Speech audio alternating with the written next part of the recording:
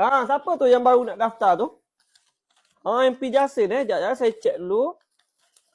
MP Jasin ni tak ada lagi ni. MP Jasin tak ada lagi ni. Baru nak daftar. Okey, MP Jasin. Tabung Milo. MP Jasin. Lagi siapa? Oh, Harakah Delhi. Okey, Harakah Delhi.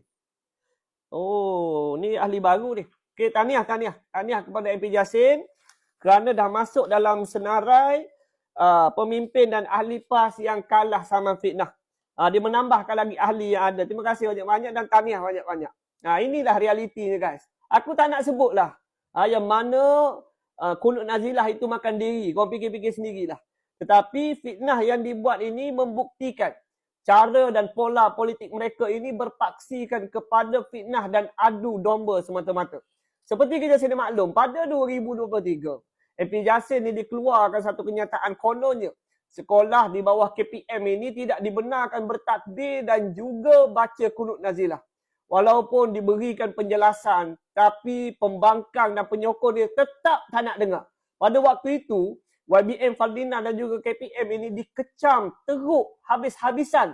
Mereka tunggang habis-habisan modal ini. Sedangkan ia hanyalah satu fitnah. Dan Alhamdulillah, hari ini pihak mahkamah telah pun membuktikan mereka keluarkan kenyataan fitnah. Kadang aku tak faham guys, satu parti yang kononnya perjuangan dia didasari dengan Al-Quran, hadis, ijma' dan qiyas. Tapi parti inilah yang paling banyak saman fitnah. Dan bukan setakat itu saja, dia siap tambah lagi ahli-ahli baru ataupun senarai-senarai baru. Tapi dunia ni adil. Allah itu maha adil. Yang mana sampai satu masa, fitnah itu akan terbongkar. Kebenaran itu akan terselah. Dan hari ini kita tengok terselahnya kebenaran. Dan seperti kita difahamkan, MP Jasin ini dia kena bayar sebanyak RM15,000 kepada YBM Faldina Siddiq. Cuba kau bayangkan dalam keadaan duduk mengamuk, berentan, kononnya tak dapat peruntukan, tak boleh bantu rakyat.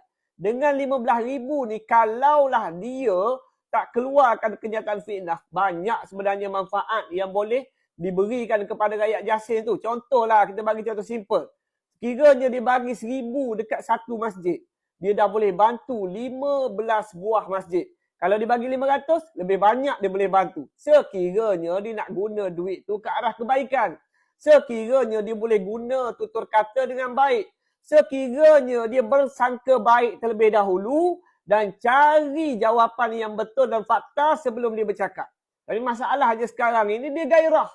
Demi untuk nak menunggang isu, tak kira lah betul ke salah, dia tetap keluarkan kenyataan walaupun ia hanyalah kenyataan fitnah, tak benar dan tak betul. Jadi kita fikirlah sendiri, apakah benar mereka ini berjuang dengan cara yang betul ataupun perjuangan mereka itu luhur ataupun hanyalah sekadar permainan politik semata-mata.